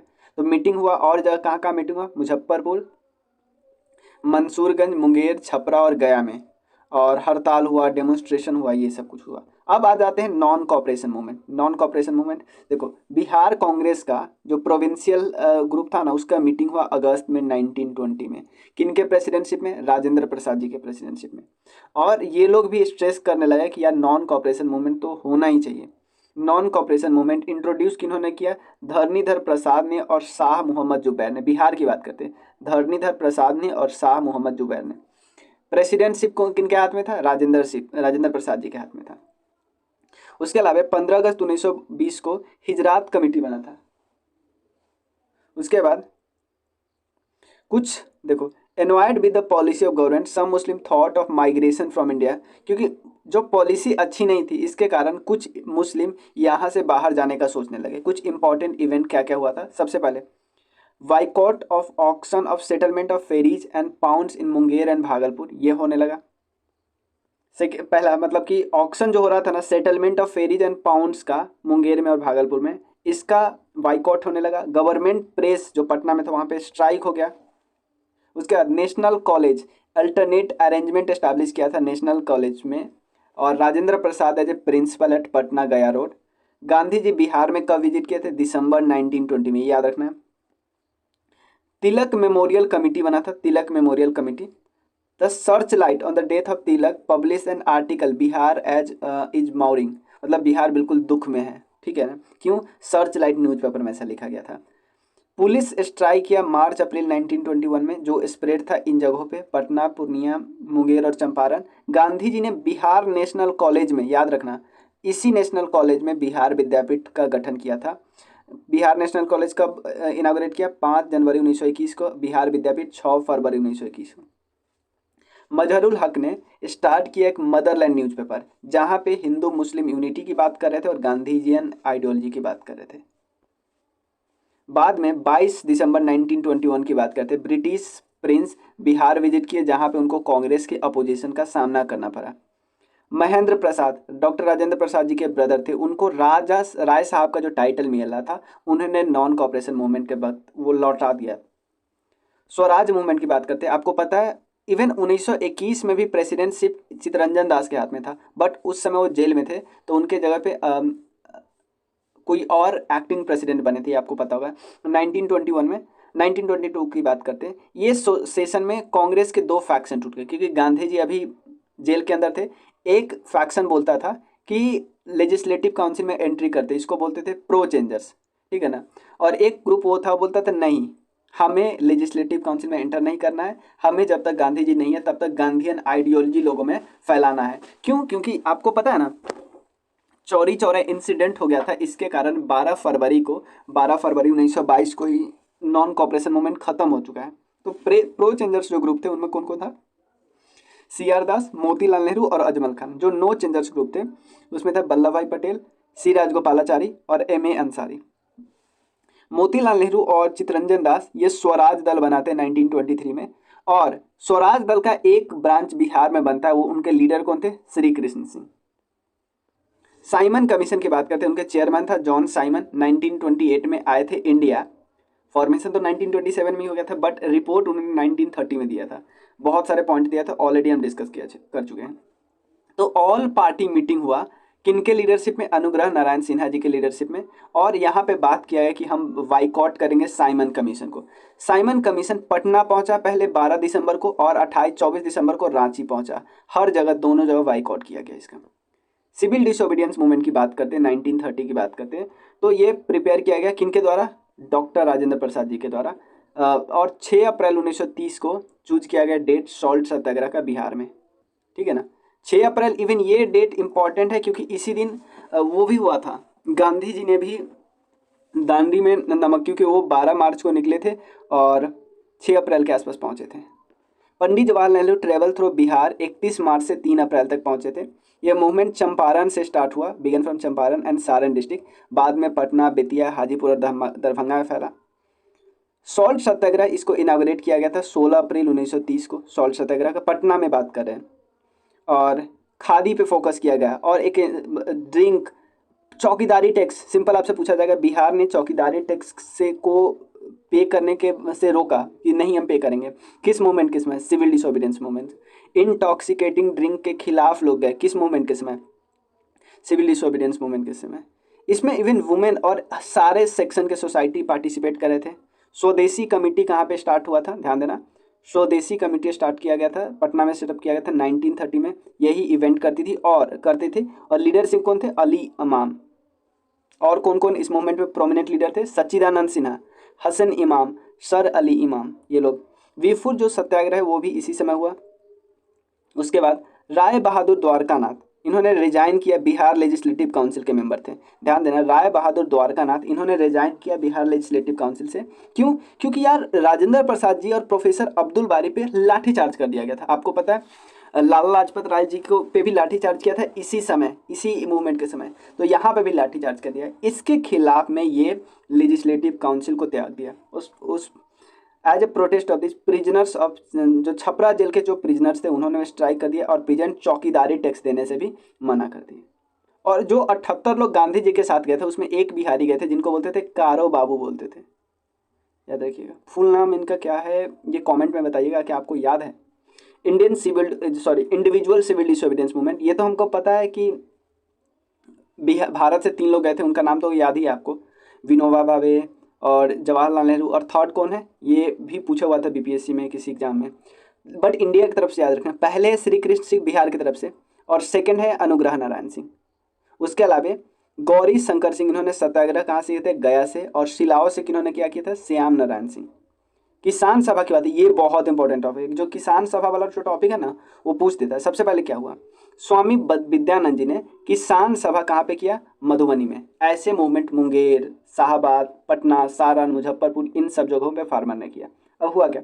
किसान सभा ऑर्गेनाइज किया गया जगन्नाथ पाठक के द्वारा हिल्सा में। ध्यान देना, जगन्नाथ पाठक के द्वारा हिल्सा में 27 अक्टूबर 1920 को, under presidentship of Shah Gafoor. Kisan Sabha organise किया गया जगन्नाथ पाठक की अध्यक्षता में हिल्सा में। याद रखना 1920 में। उस समय प्रेसिडेंटशिप कौन थे? शाह गफूर थे। ऑर्गेनाइज किया गया इनके द्वारा, जगन्नाथ पाठक, बट प्रेसिडेंट थे शाह गफूर, याद रखिए। उसके बाद किसान सभा मुंगेर में बना था, 2 साल बाद की बात करते हैं, 1922-23 में। उसके हेड थे श्री कृष्ण सिंह और शाह मोहम्मद जुबैर। अब आ जाता है मेन रोल सहजानंद सरस्वती का। सहजानंद सरस्वती 1929 में बिहार प्रोविंशियल कांग्रेस सभा बनता है। मेन इनका काम क्या था कि प्रेजेंट के जो ग्रीवेंसेस है उसको मोबिलाइज करना जमींदारों के खिलाफ। और फिर इन्होंने ही ऑल इंडिया किसान सभा बनाई, ये लखनऊ में बनाया, याद रखिएगा। एनजी रंगा भी इसी के मेंबर थे। मेन थे स्वामी सहजानंद सरस्वती, उनके बाद रोल था एनजी रंगा, याद रखिएगा। राजेंद्र प्रसाद जी, उन्होंने एक कमेटी सेटअप की, मतलब एक कमेटी सेटअप किया गया अंडर डॉक्टर राजेंद्र प्रसाद कि फार्मर के कंडीशन को स्टडी करते हैं। पीजेंट मूवमेंट बिहार में लीड किसके द्वारा किया गया? स्वामी सहजानंद सरस्वती। और उनके फॉलोअर थे, बहुत इंपॉर्टेंट नाम याद रखना, पंडित यमुना कारजी, राहुल संकीर्त्यायन और अदर्स। अब याद रखें, पंडित यमुना कारजी और राहुल संकीर्त्यायन, इन दोनों ने एंड अदर हिंदी लिटरेट्स, इन दोनों ने एक हिंदी वीकली शुरू की जिसका नाम था हुंकार। नाम याद रखना, पंडित यमुना कारजी और राहुल संकीर्त्यायन, ये 2 नाम तो आपको याद होना ही चाहिए। हुंकार स्टार्ट किया। हुंकार बाद में मतलब माउथ पीस किनका? पीजेंट मूवमेंट और एग्रेरियन मूवमेंट का माउथ पीस बना। लेबर मूवमेंट की बात करते हैं। 1937-38 की बात है, बहुत सारे स्ट्राइक ऑर्गेनाइज किया जो बिहार में कहाँ कहाँ पे, रोहतास के इंडस्ट्री में यानी डालमिया नगर, गया के कॉटन मिल में, टाटा नगर फाउंड्री कंपनी में और जापला का सीमेंट वर्क्स में बिहार ट्रेड यूनियन बना था। ठीक है ना। ये गिरिडीह में पहला सेशन हुआ था और लेबर कॉन्फ्रेंस ये कहाँ पे हुआ, बहुत सारे ऑर्गेनाइजेशन में हेल्ड हुआ, पटना में under the leadership of CPI जो पॉलिटिकल पार्टी है। अब कुछ रिवॉल्यूशनरी एक्टिविटीज़ की बात करते हैं। सबसे पहले खुदीराम बोस और उनके साथ प्रफुल्ला चकी थे। इन दोनों ने ब्रिटिश के जज को मारने का कोशिश किया बट वो मरे नहीं। मैजिस्ट्रेट उनका नाम था डगलस किंग्सफोर्ड। मुजफ्फरपुर में बात करते हैं तो खुदीराम प्रफुल्ला चकी ये इनको फिर हैंग किया गया। ये खुद मर गए थे अपने आप, मतलब वो अपने आप को जब खत्म हो गया था तो अपने आप को गोली मार ली थी। सचिंद्र नाथ सान्याल इन्होंने अनुशीलन समिति बनाया था पटना में 1913 में, याद रखें सचिंद्र नाथ सान्याल। उसके बाद बंकिम चंद्र मित्रा इन्होंने हिंदू बॉयज एसोसिएशन बनाया और बनारस कॉन्स्पिरेसी केस में इनको अरेस्ट किया गया था। बाद में पटना युवक संघ बनाया गया था 1927 में मनीन्द्र नारायण रॉय के द्वारा। बाद में बिहारी युवक संघ बना था मोतिहारी में 1928 में। फिर पाटलिपुत्र युवक संघ बना, तीनों है, पटना पहले, फिर बिहारी, फिर पाटलिपुत्र 1929 में बाई राम वृक्ष बिनीपुरी और अंबिका कांत सिंह। युवक एक मंथली मैगजीन था, वो पटना से स्टार्ट हुआ और अनुशीलन कमेटी का एक ब्रांच स्टैब्लिश कहाँ पे किया गया, पटना में। बिहार सोशलिस्ट पार्टी की बात करते हैं तो 1931 में 3 लोग की बात करते हैं। एक तो गंगा नारायण सिंह, राम वृक्ष बेनीपुरी और रामानंद मिश्रा, इन्होंने बिहार सोशलिस्ट पार्टी बनाया। तो देख लो सबसे पहले क्या बनाया गया, बिहार सोशलिस्ट पार्टी बनाया गया। बाद में 1934 में जयप्रकाश नारायण इन्होंने एक मीटिंग की पटना में, वही हॉल था अंजुमन इस्लामिया हॉल पटना में, और इन्होंने बिहार कांग्रेस सोशलिस्ट पार्टी का इनाग्रेशन किया 1934 में। बाद में इसके प्रेसिडेंट बने थे आचार्य नरेंद्र देव और सेक्रेटरी बने थे जयप्रकाश नारायण, ये जनरल सेक्रेटरी बने थे। ठीक है। शुरुआत में 1931 में बनाया गया था बिहार सोशलिस्ट पार्टी और बिहार कांग्रेस सोशलिस्ट पार्टी 1934 में बनाया गया था। अब क्विट इंडिया मूवमेंट की बात करते हैं।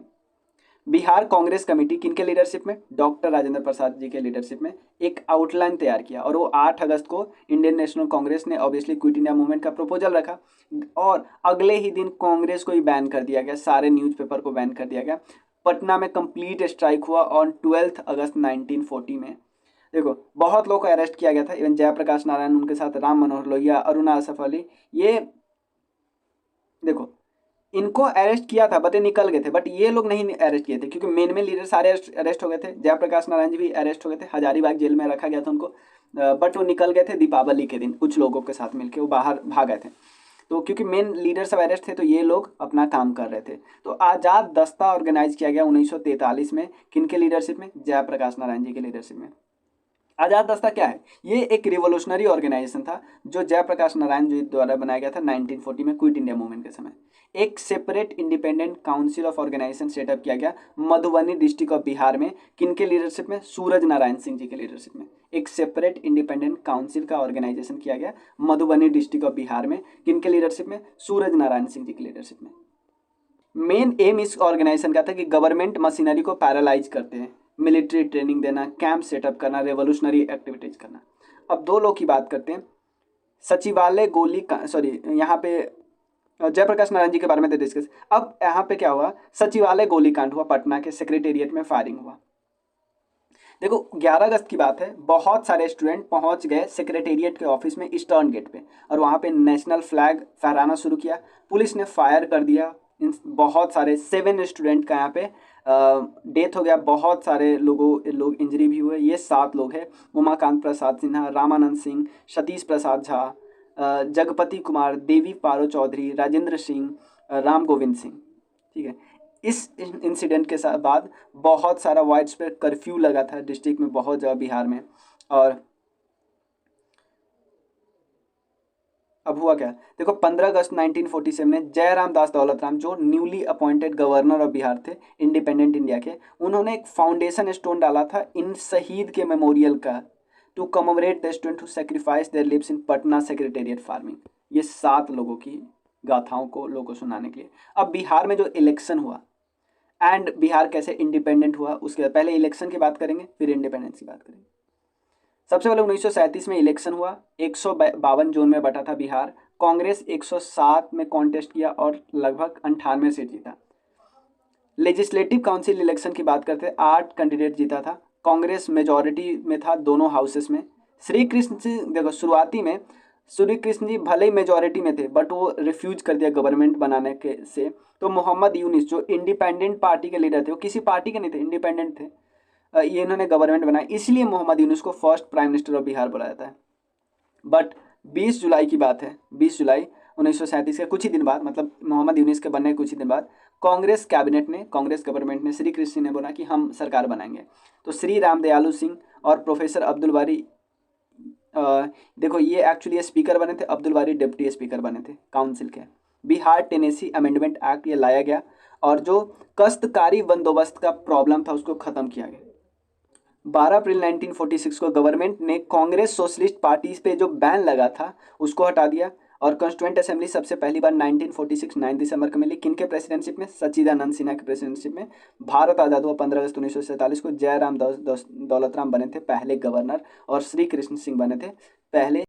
देखो सबसे पहले वेस्टर्न एजुकेशन इन बिहार, तो 1817 में राजा राम मोहन राय जी के द्वारा कलकत्ता में कॉलेज बनाया गया 1917 में। कहाँ पे? बंगाल में, तो हमें पता है। 1835 में क्या हुआ? First modern western education school, ये 1835 में पटना में स्टैब्लिश हुआ। इसी में ना मैकुले माइन्यूट इसी समय आया था, वेंटिक के समय में। In the same year another western school, ये भी पूर्णिया में ओपन हुआ। अगले साल में नंबर ऑफ बहुत सारे डिस्ट्रिक्ट स्कूल स्टार्ट हुआ, इवन बिहार शरीफ, भागलपुर, आरा और छपरा में। 1844 में हुआ क्या कि अगर गवर्नमेंट एम्प्लॉई आप हो तो आपको इंग्लिश का नॉलेज होना ही चाहिए। इससे इंग्लिश मीडियम स्कूल और ज़्यादा पॉपुलर हो गए। वुड्स डिस्पैच एक्ट आया लॉर्ड डलहौजी के समय में 1854 में, और एजुकेशन सिस्टम में आया। तो इसको Magna carta of English education in India बोला जाता है। और ये पहला कॉम्प्रिहेंसिव प्लान था कि एजुकेशन को कैसे स्प्रेड किया जाएगा इंडिया में। 1857 से 63 क्या हुआ? बहुत सारे डिपार्टमेंट ऑफ एजुकेशन सेटअप किए गए सारे प्रोविंस में। पहला यूनिवर्सिटी इंडिया में बना कलकत्ता यूनिवर्सिटी 1857 में। पटना कॉलेज स्टैब्लिश हुआ 1863 में, ये कलकत्ता यूनिवर्सिटी के द्वारा एफिलिएटेड ही था। बाद में जिला स्कूल देवघर में, मोतिहारी में और चाईबासा में ओपन हुआ। तो याद रखना सबसे पहले मैकुले माइन्यूट आया, फिर मैग्ना कार्टा आया जो वुड्स डिस्पैच, उसके बाद एक हंटर कमीशन आया, डब्ल्यू हंटर कमीशन 1882 में, जिसमें रेवेन्यू जो एजुकेशन सिस्टम था उसको रिव्यू करना था। यानी जो वुड्स डिस्पैच में जो प्रॉब्लम था उसको कैसे सॉल्व किया जाए। जो वुड्स डिस्पैच ऐसा तो ये एकदम अच्छा बन गया था, नहीं, कुछ कुछ प्रॉब्लम था। उसके बाद एक कमीशन आती है रेलेक कमीशन, उसको सेटअप किया गया और उसमें उसके पास इनिशिएशन उनको दिया क्या गया था, उनको बोला गया था कि आपको देखना है कि यूनिवर्सिटी जो है उनके में क्या कंडीशन, उनके कंडीशन कैसा कंडीशन में है, कैसे इंप्रूव करेंगे, उसकी वर्किंग कैसे इंप्रूव करेंगे। और साथ ही साथ हंटर कमीशन को प्राइमरी और सेकेंडरी एजुकेशन पे ही बात करने के लिए बोला गया था। बाद में इस रिकमेंडेशन पे एक इंडियन यूनिवर्सिटी एक्ट पास हुआ 1904 में, करजन के समय में। उसके बाद फिर शार्लन यूनिवर्सिटी कमीशन आया 1917-19 में। ये स्कूल एजुकेशन के इंटायर फील्ड को रिव्यू किया, मतलब शुरुआत से लेकर यूनिवर्सिटी तक के फेज को। पटना यूनिवर्सिटी एस्टैब्लिश किया गया 1917 में। 1927 में पटना साइंस कॉलेज बना। हर्टग कमीशन ये पहली बार वोकेशनल कोर्सेज के बारे में बात किया। वो बोला कि भाई जो डिजर्विंग कैंडिडेट है उनको हाई स्कूल या इंटरमीडिएट स्टेज में भेजो, जो एवरेज स्टूडेंट है उनको क्या बोलो वोकेशनल कोर्स करे 8वां के बाद ही। फिर सर्जेंट प्लान आया था एजुकेशन का, ये बोल्ड और कॉम्प्रिहेंसिव स्कीम था, but it's propose no methodology for implementation, मतलब कि इम्प्लीमेंटेशन के लिए कोई प्रपोजल या कोई मेथड नहीं बताया। इसका ऑब्जेक्टिव क्या था? इसका मेथड था कि भाई अगले, ऑब्जेक्टिव बहुत हाई था बट इन्होंने मेथड नहीं बताया। ऑब्जेक्टिव बोला कि भाई अगले 40 साल में हम बिल्कुल इंग्लैंड के बराबर हो जाएंगे। कुछ और इंपॉर्टेंट डेवलपमेंट क्या था? 1863 में पटना कॉलेज बनाया। 1886 में एक सर्वे ट्रेनिंग स्कूल बना था। उसके अलावा 1900 में इट वॉज ट्रांसफॉर्म, देखो इस सर्वे ट्रेनिंग स्कूल को ट्रांसफॉर्म करके बिहार एजुकेशन ऑफ इंजीनियरिंग बना दिया गया। बाद में बिहार कॉलेज ऑफ इंजीनियरिंग 1932 में, 2000 में इसी को NIT पटना बना दिया गया। 1872 में मुस्लिम एजुकेशन की बात करते हैं। With the effort of Imad Ali Khan Bihar science society बना मुजफ्फरपुर में। बाद में 1886 की बात करते हैं तो Mohammedan educational society of Patna establish किया गया था। इन्होंने मोहम्मदन एंग्लो अरेबिक स्कूल बनाया था इन पटना सिटी में, इन्होंने स्टैब्लिश किया था, याद रखिए ये ग्रुप ने। बाद में बिहार में और कुछ चीज़ें हुआ, मुस्लिम एजुकेशन इन बिहार, फिर वुमेन का, फिर साइंटिफिक टेम्पर वाला। उसके बाद क्या हुआ? शमसुल उलेमा मोहम्मद हसन, इन्होंने बहुत इंपॉर्टेंट रोल प्ले किया मुस्लिम के बारे में कि मुस्लिम बिहार में मुस्लिम के को कैसे मॉडर्न एजुकेशन मिलता है। वुमेन की बात करते हैं। 1847 में पहला गर्ल्स की स्कूल बना था, सेंट जोसेफ स्कूल पटना में फीमेल एजुकेशन के लिए। पटना वुमेन्स कॉलेज 1940 में बना था। फिर साइंटिफिक टेम्पर की बात करते हैं तो एग्रीकल्चर यूनिवर्सिटी पूसा में बना था, पहला fully functional agriculture university Bihar का, इवन इंडिया का। पटना साइंस कॉलेज 1928 में। 1925 में Prince of Wales Medical College बना था, जो अभी पीएमसीएच है। देखो पूरा ancient history, medieval history, modern history हो चुका है। आप मुझे बताओ क्या बिहार ज्योग्राफी का जो छोटा छोटा मैंने वीडियो बनाया उसको इकट्ठा कर दूं, या इसी पीडीएफ से बिहार ज्योग्राफी भी एक वीडियो में करा दूं? ये आपको कमेंट करना है। बिहार ज्योग्राफी एक वीडियो में, और बिहार फिर पॉलिटी, बिहार इकॉनमी एक एक वीडियो में। ये आप जो बताना, जो आप कमेंट करना कर सकते हो। Thank you so much.